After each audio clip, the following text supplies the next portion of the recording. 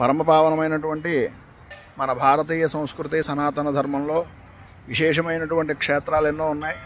అందులో విశేషమైనటువంటిది ఈ యొక్క జార్ఖండ్ రాష్ట్రంలో ఉన్నటువంటి పరమ విశేషమైన రాంచీ క్షేత్రానికి దగ్గరలో ఇస్కా గావ్ కా నామ్ క్యా హై?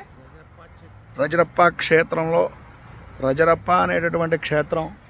ఇక్కడ విశేషమైనటువంటి ఈ యొక్క మందిరం అంటే లోపల ఈ మందిరం అంతా కూడా ఇది చిన్నమస్తాదేవికి సంబంధించినటువంటి దేవాలయం. ఇది భైరవి నది ఇక్కడ ఉండేటటువంటిది. ఇదంతా కూడా భైరవి నది. అలాగే ఈ పక్కన ఉండేటటువంటిదంతా కూడా ఇది దామోదర నది అనేటటువంటిది దీని పేరు. ఈ రెండు నదులకి సంగమ క్షేత్రంగా ఉండేటటువంటి రజరప్ప అనేటటువంటి క్షేత్రం ఇది చాలా విశేషమైనటువంటిది. ఇక్కడ చిన్నమస్తాదేవితో కూడుకుని విశేషమైనటువంటి దశమహావిద్యలకు సంబంధించినటువంటి దేవాలయ ప్రాంగణం ఇదంతా కూడాను.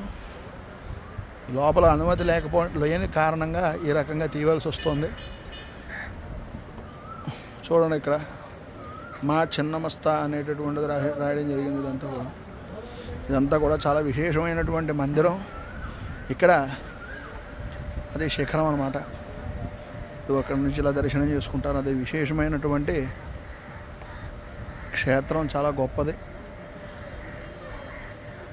శివుడికి సంబంధించినటువంటి దేవాలయం ఇది.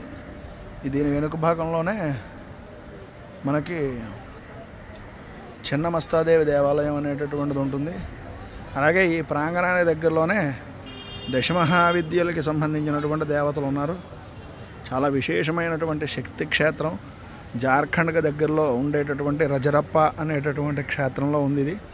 ఇదందరూ కూడా ఈ రకంగా దర్శనం చేసుకుని భగవద్ అనుగ్రహానికి పాత్రలు కావాలని మనస్ఫూర్తిగా కోరుకుంటూ జై బోలో శ్రీమాతా మహారాజ్ఞికి జై.